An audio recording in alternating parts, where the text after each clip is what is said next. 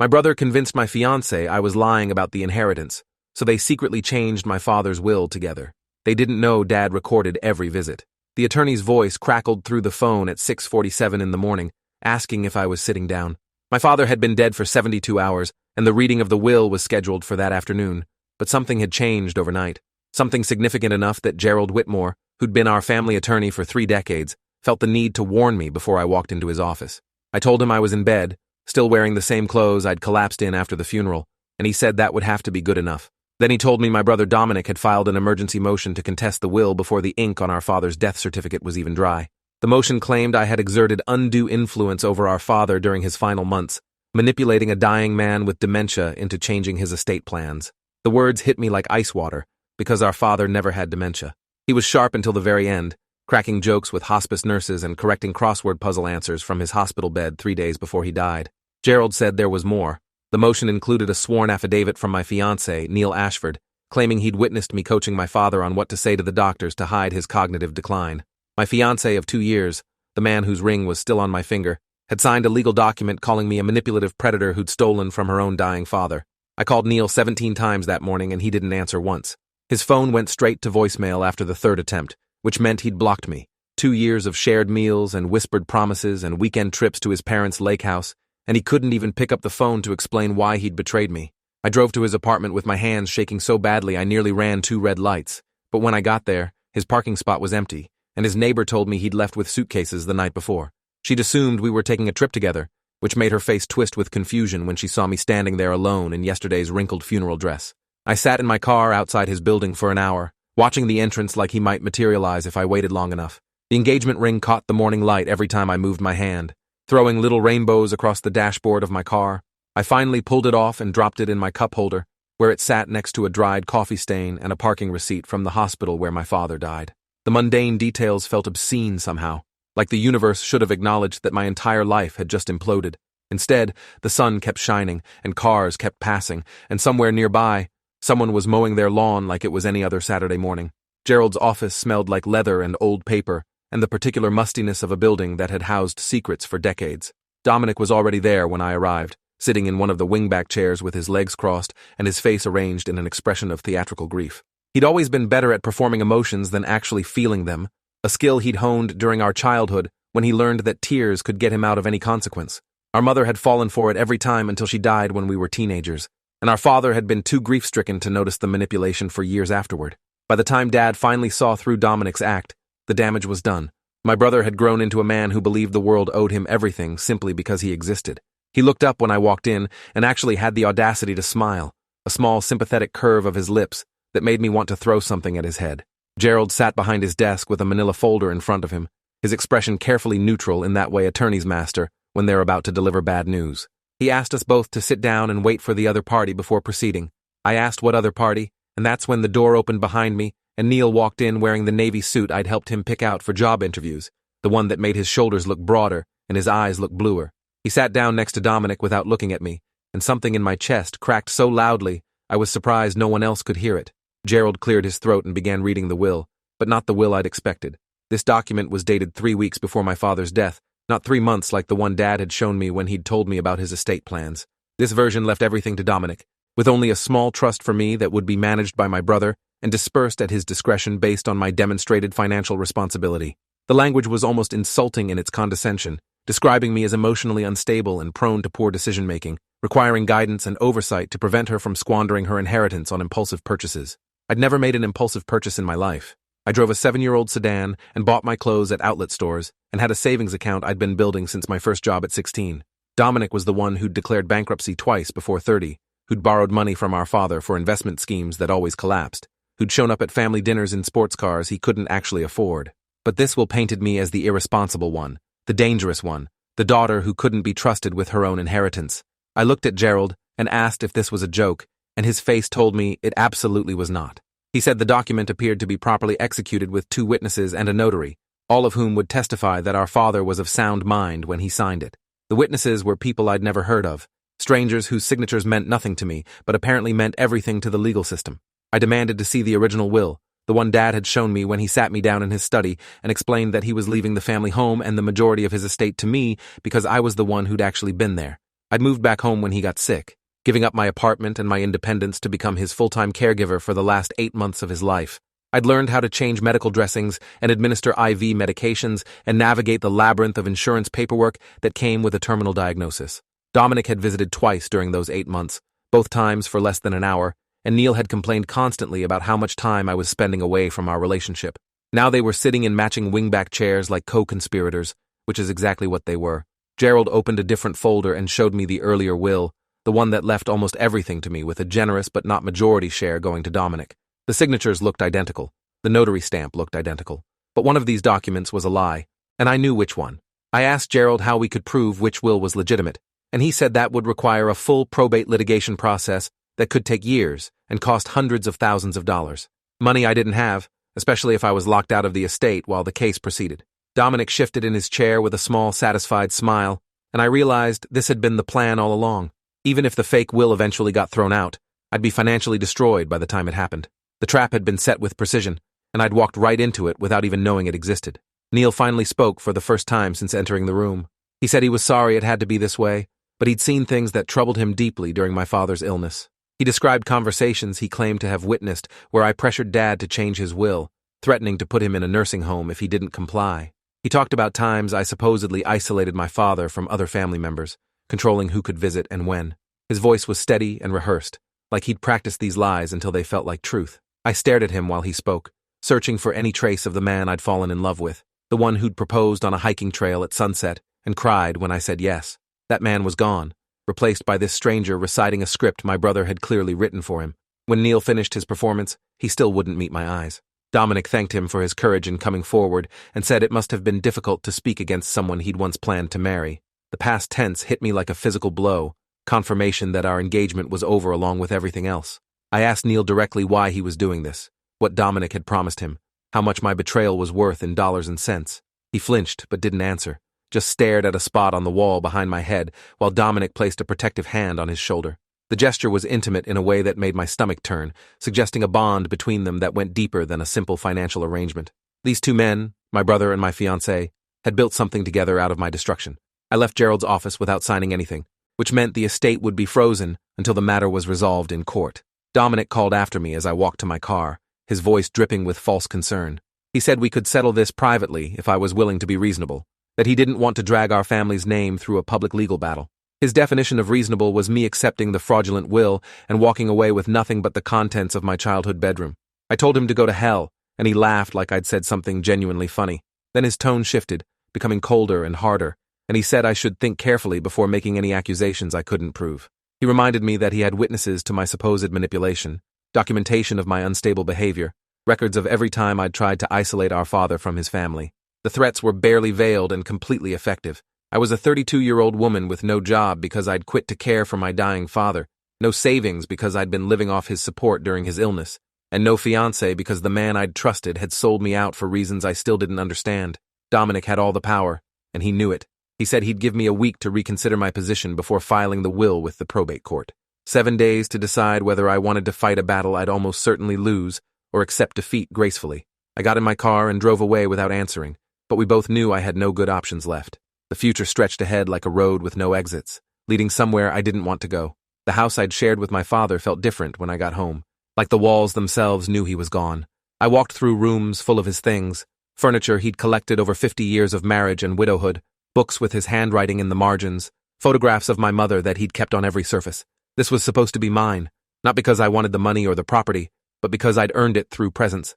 I'd been here when Dominic couldn't be bothered.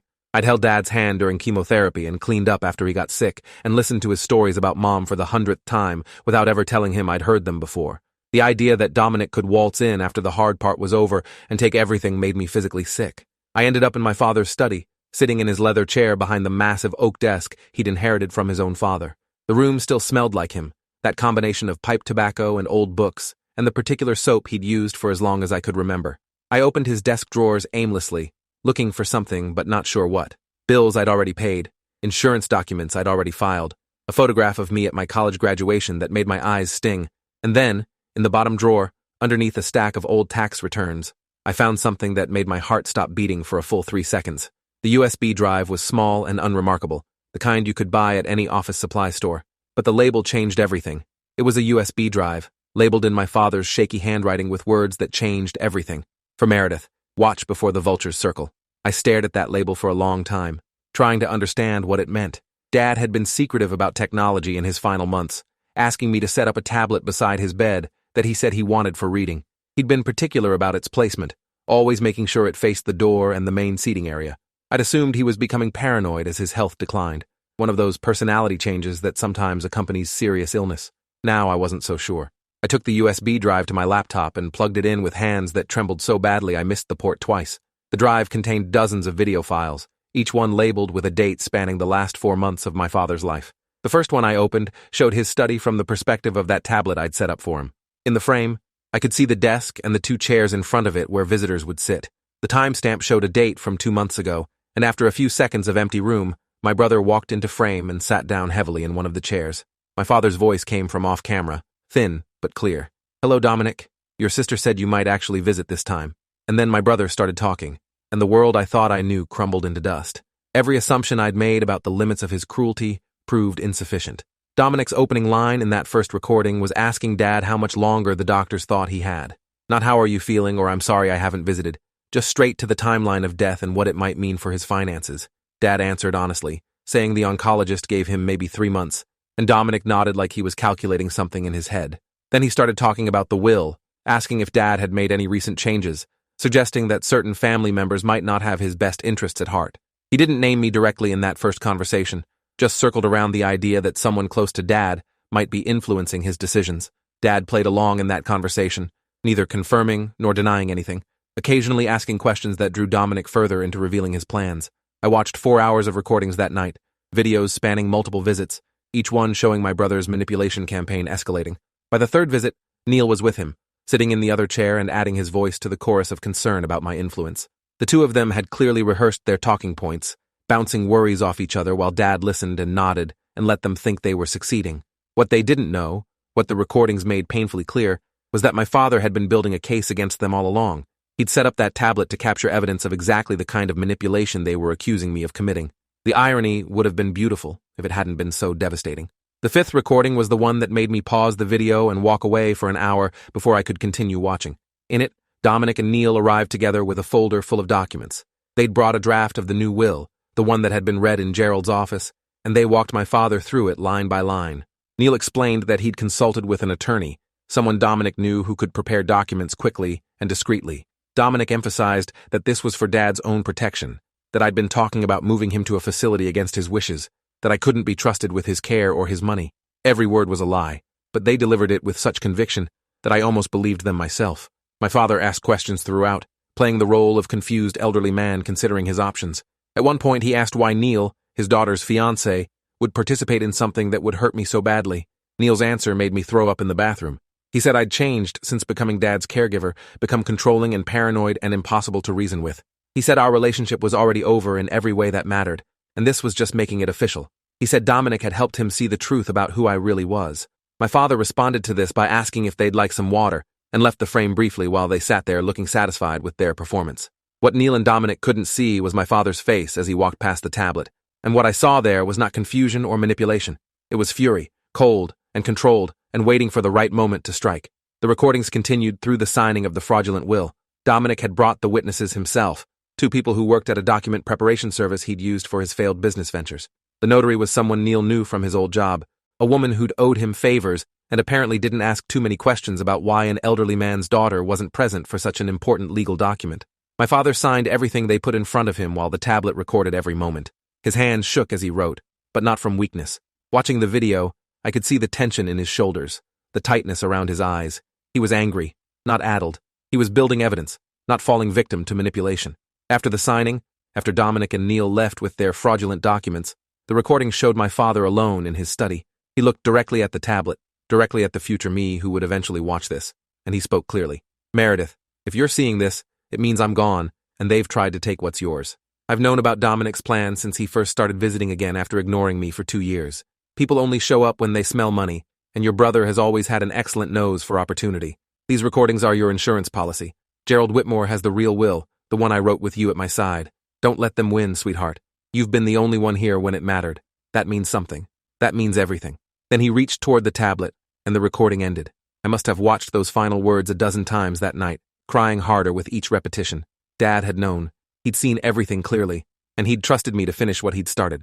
I called Gerald at 11:30 that night, which was rude and probably illegal, but I didn't care. He answered on the sixth ring, sounding groggy and annoyed until I told him what I'd found. Then I heard him get out of bed and start moving around, his voice becoming sharp and focused. He said he'd suspected something was wrong with the will Dominic had presented, but without evidence of fraud, there was nothing he could do legally. Now we had evidence. We had hours of evidence showing conspiracy, forgery, and elder abuse. He asked me to bring everything to his office first thing in the morning, and we'd figure out our next steps together. I spent the rest of the night copying the USB drive to multiple locations, uploading backups to cloud storage, hiding physical copies in places Dominic would never think to look. I was terrified he'd somehow find out about the recordings and destroy them before they could be used. By the time the sun came up, I'd secured the evidence in 4 different locations and made a detailed log of everything on each video. The exhaustion was crushing, but underneath it was something else, something that felt like hope for the first time since that phone call from Gerald 3 days ago. My father had seen this coming. He'd prepared for it. He'd trusted me to find his gift and use it to protect myself. Even in death, he was still taking care of me, still fighting Dominic's manipulation, still being the father I'd spent 8 months trying to save. That knowledge made me cry harder than anything else had since he died. I showered for the first time since the funeral, letting the hot water run over me until the bathroom filled with steam. The face in the mirror looked different than it had a week ago, older and harder and somehow more focused. Grief was still there, heavy and constant, but it had competition now. Purpose had arrived, and purpose demanded action. Gerald's office felt different that morning, less like a place where I'd been ambushed, and more like a war room where strategy would be planned. He reviewed the recordings with legal precision, making notes about timestamps and statements, identifying the specific crimes captured on video. The list was longer than I'd expected: conspiracy to commit fraud, elder abuse through manipulation, forgery of legal documents, witness tampering, perjury in the affidavits Neil had signed. Even the notary who'd stamped the fake will could be charged with violating her professional obligations. Gerald said we had enough evidence to not only invalidate the fraudulent will, but potentially send my brother and my ex-fiancé to prison. The question was how we wanted to proceed. We could go directly to the police and let criminal charges sort everything out. We could file civil suits demanding damages for emotional distress and attempted theft. We could take the recordings to the probate court and let them destroy Dominic's case before it even began. Each option had advantages and risks, and Gerald laid them out methodically, while I tried to process the sudden reversal of my circumstances. Yesterday, I was powerless and defeated. Today, I held weapons that could annihilate the people who'd betrayed me. The shift was dizzying, almost frightening in its completeness. I asked Gerald what he recommended, and he leaned back in his chair with an expression I'd never seen on his face before. He said if it were him, he'd want them to suffer the way they'd made me suffer. He'd want them to feel what it was like to have everything stripped away without warning. He'd want justice that tasted like revenge. We decided to let Dominic and Neil believe they'd won for a few more days. Gerald contacted them through official channels, indicating that I might be willing to negotiate a settlement to avoid the expense of litigation. Dominic responded within hours, his relief practically dripping through the formal language of his attorney's reply. They proposed a meeting at Gerald's office, all parties present, to discuss a resolution that would satisfy everyone.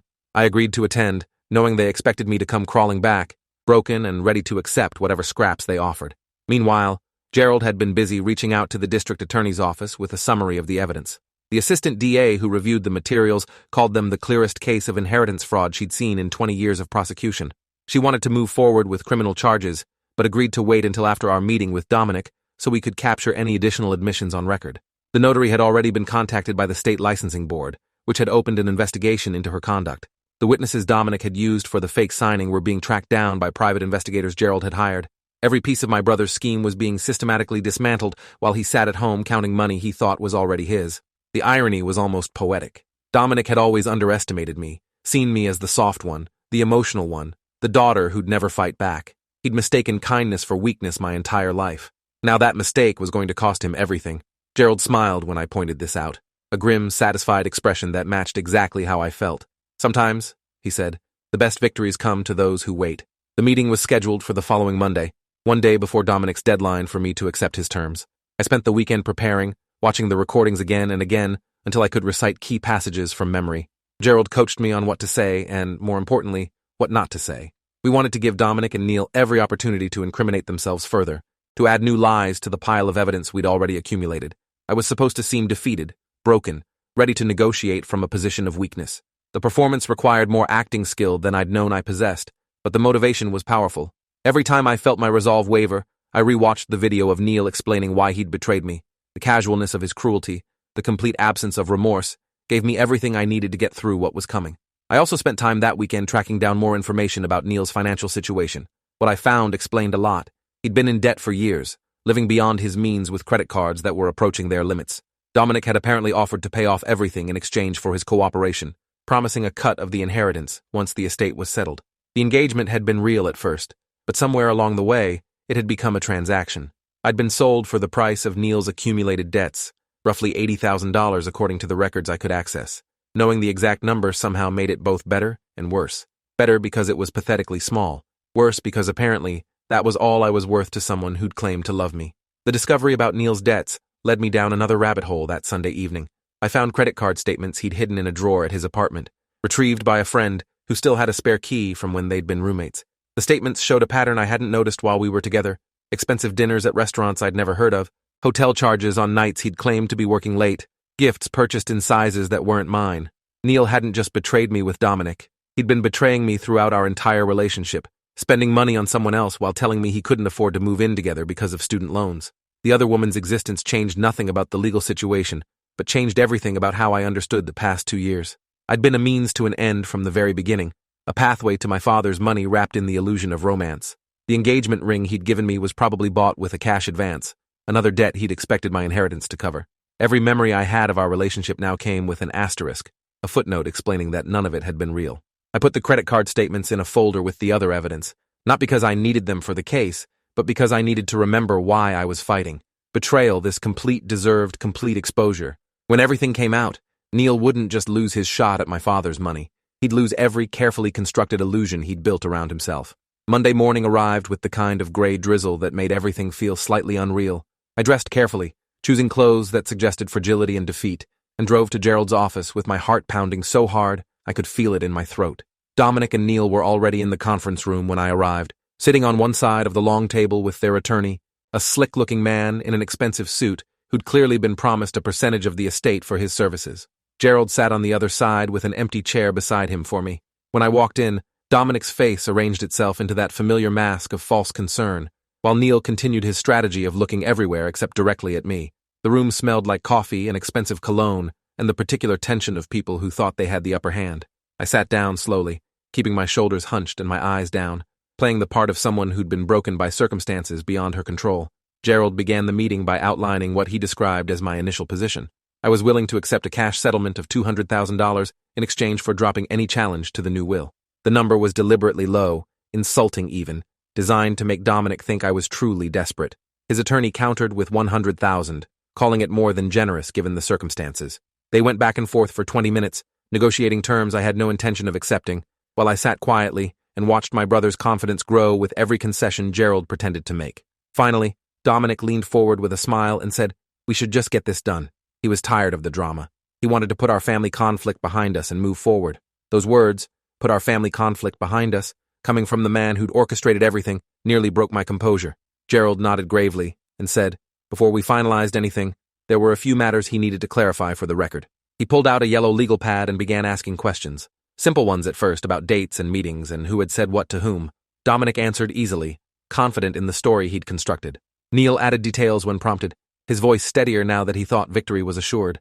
They talked about their concerns for my father's mental state, their suspicions about my influence, their reluctant decision to intervene before I could cause more damage. Every word was documented. Every lie was recorded by the small device hidden in Gerald's pen. Then Gerald's tone shifted slightly, becoming more precise. He asked about the witnesses to the will signing, where Dominic had found them, how he'd verified their credentials. Dominic stumbled a bit there, giving vague answers about professional contacts and document services. Gerald pressed for specific names and addresses, claiming he needed them for the court filing. The attorney tried to redirect the conversation, but Gerald was relentless, circling back to the same questions from different angles until Dominic's answers started contradicting each other. Neil shifted uncomfortably in his chair, finally glancing at me for the first time. What he saw in my face made his expression change. The first crack in their confident facade appeared, a flicker of doubt that suggested maybe things weren't going as planned. I held his gaze until he looked away, and something like satisfaction warmed my chest for the first time since the funeral. I spoke for the first time since the meeting began, asking Neil directly if he wanted to reconsider his affidavit before we went any further. The question seemed to catch everyone off guard, including Gerald, who hadn't expected me to deviate from our script. Neil asked what I meant, and I said that perjury was a serious crime, one that could result in prison time, and that the window for changing his testimony was closing rapidly. Dominic laughed and said I was desperate, grasping at straws, trying to intimidate people with empty threats. His confidence was absolute, unshakable, built on the certainty that he'd covered every angle and anticipated every response. That confidence was about to become his undoing. I let him finish his dismissive speech, let him feel the superiority he'd been chasing his entire life. Then I pulled my phone from my purse and placed it on the table between us. I'd queued up the recording from my father's study, the one where Neil explained exactly why he was participating in the fraud. The silence that fell over the room was so complete, I could hear the air conditioning cycling on in the ceiling. I pressed play, and Neil's voice filled the room, clear and damning, describing how I'd changed and how our relationship was already over and how Dominic had helped him see the truth. The color drained from Neil's face so fast, I thought he might faint. Dominic sat frozen, his mouth open and no sound coming out. Their attorney looked between them with an expression of growing horror as he realized he'd been representing criminals, not legitimate heirs. The recording continued playing, moving on to the portion where they discussed the logistics of forging the will, where they named their accomplices, where they counted the money they expected to receive. By the time I paused it, there were 20 minutes of evidence hanging in the air, and the silence that followed was the loudest thing I'd ever heard. Gerald spoke first, explaining calmly that this recording and dozens of others like it were already in the possession of the district attorney's office.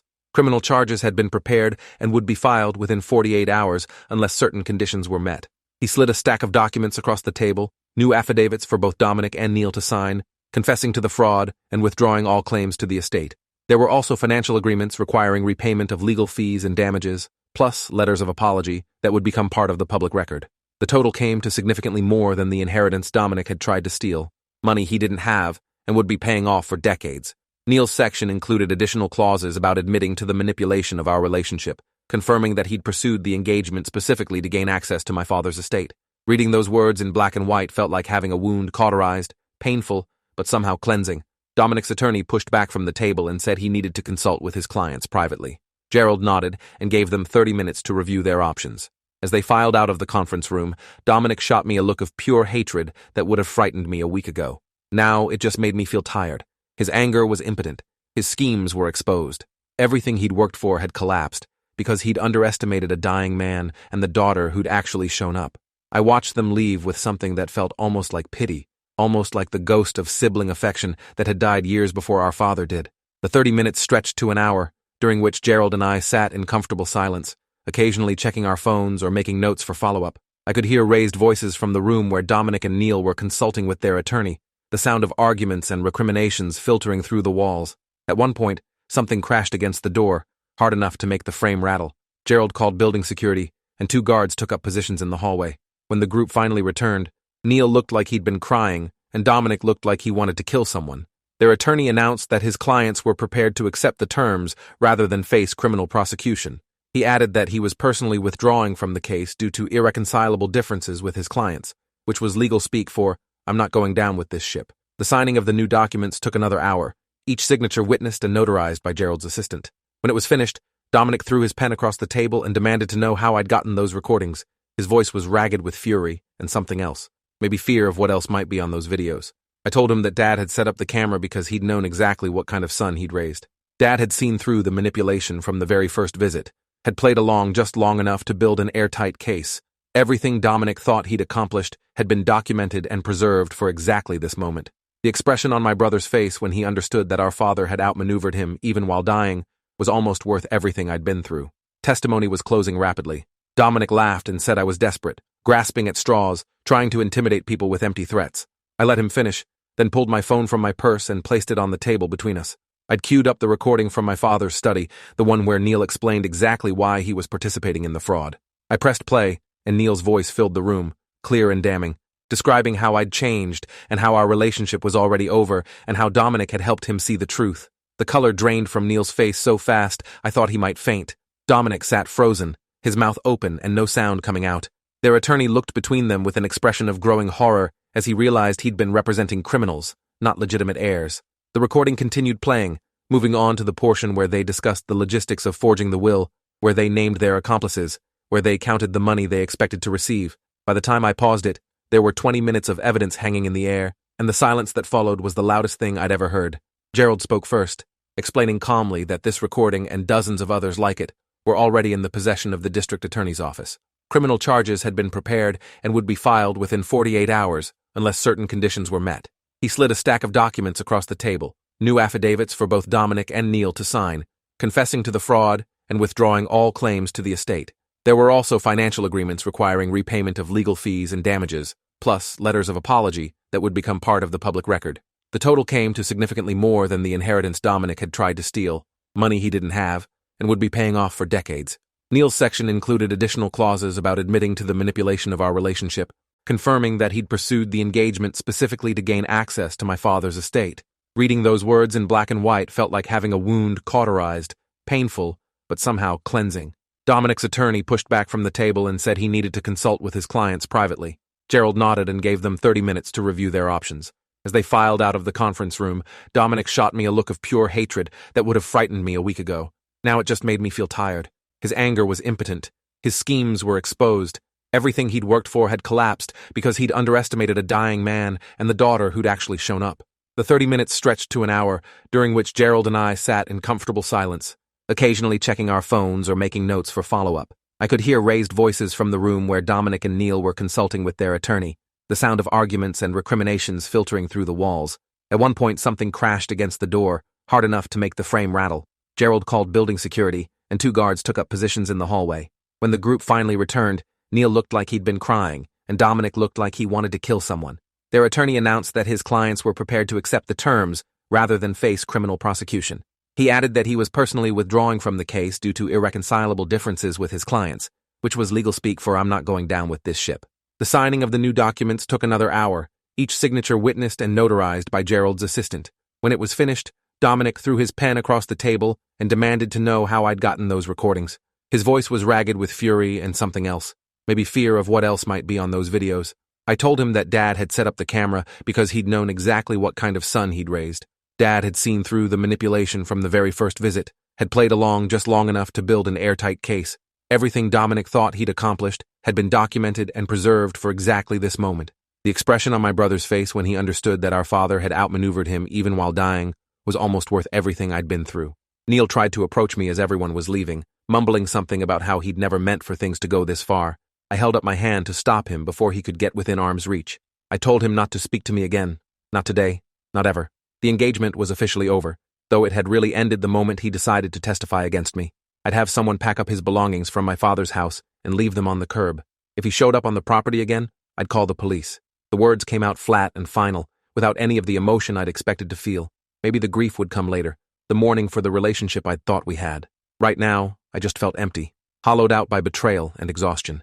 Neil nodded and left without another word, his shoulders hunched like he was expecting a blow. Dominic lingered in the doorway, watching me with an expression I couldn't read. Then he laughed, a short, bitter sound that held no humor.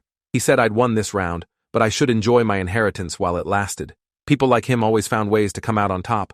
The threat was empty and we both knew it, but the fact that he was still trying to intimidate me showed how little he'd learned from any of this. I told him to get out before I changed my mind about not pressing criminal charges. He left, and the door closing behind him felt like the end of something that had been broken for as long as I could remember. Gerald poured us both bourbon from a bottle he kept in his credenza, something he said he reserved for occasions that deserved commemoration. This qualified, he said, watching me take my first sip. This definitely qualified.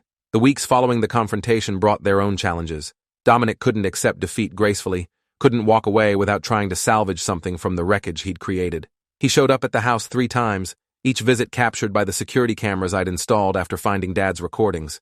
The first time he came to demand a portion of the estate, claiming brotherly rights that didn't exist in any legal document. The second time he came drunk, screaming accusations through the front door until neighbors called the police. The third time, he tried to break in through a basement window at 3 a.m., triggering an alarm that brought 2 patrol cars within minutes. The arrest that followed made local news, covered breathlessly by reporters who'd caught wind of the inheritance dispute. Dominic's mugshot showed a man I barely recognized, wild-eyed and unshaven, nothing like the polished manipulator who'd sat in Gerald's conference room believing he'd won. The judge set bail at $50,000, which Dominic couldn't pay because his assets were frozen pending our civil suit. He spent 3 weeks in county lockup waiting for his arraignment, enough time for the reality of his situation to finally penetrate his denial. His public defender reached out to Gerald about a plea deal, something that would reduce his sentence in exchange for full cooperation with ongoing investigations. The deal required Dominic to testify against everyone else involved in the fraud, including the notary and the witnesses and the attorney who'd helped him draft the fake will.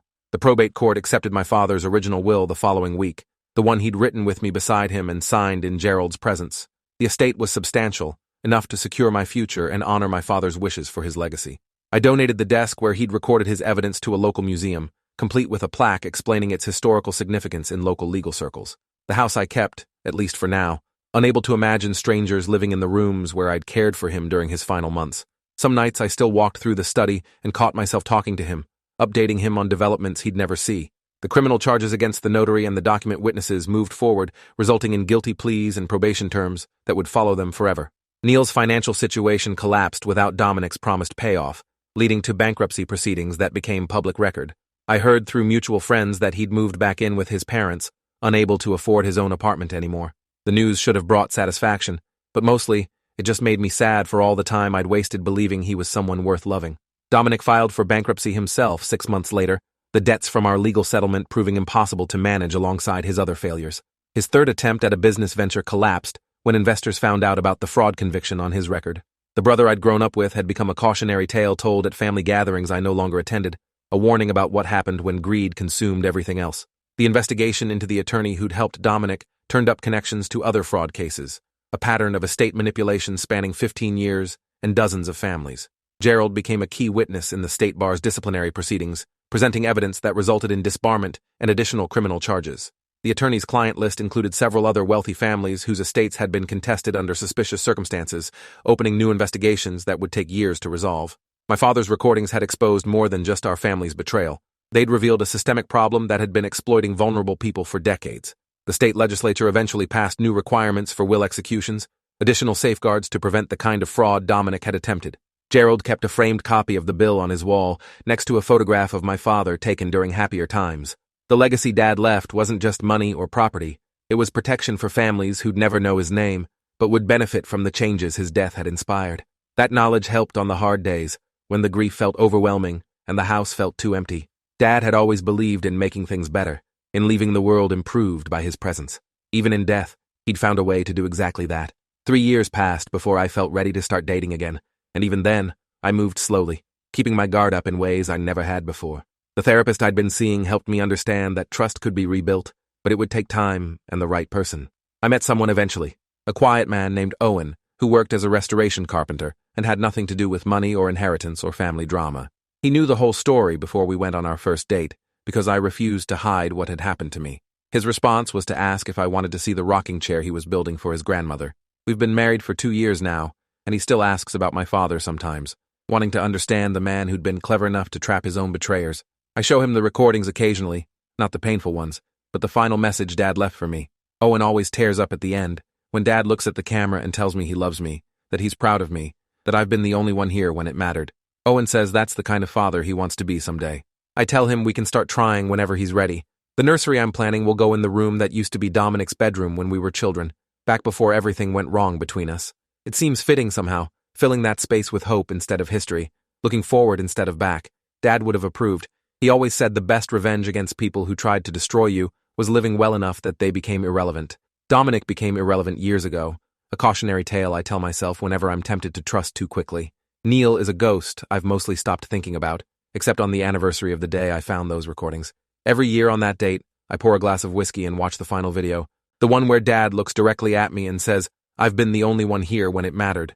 Then I thank him for seeing what was coming, for preparing me to fight back, for loving me enough to leave me weapons instead of just money.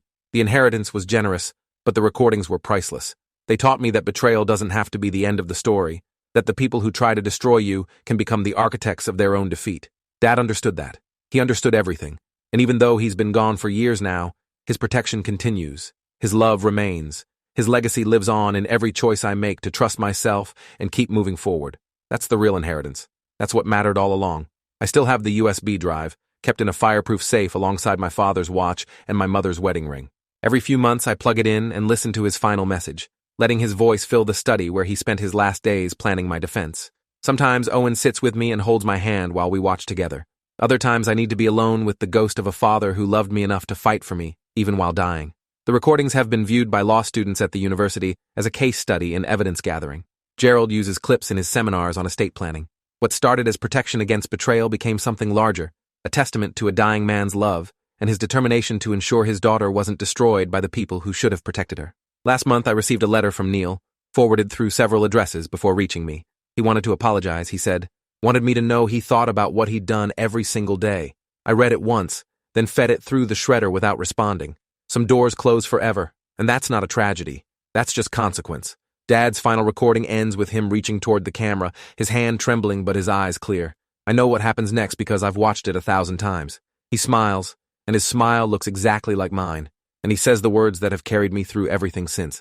You're stronger than you know, Meredith. You always have been. Now go prove it.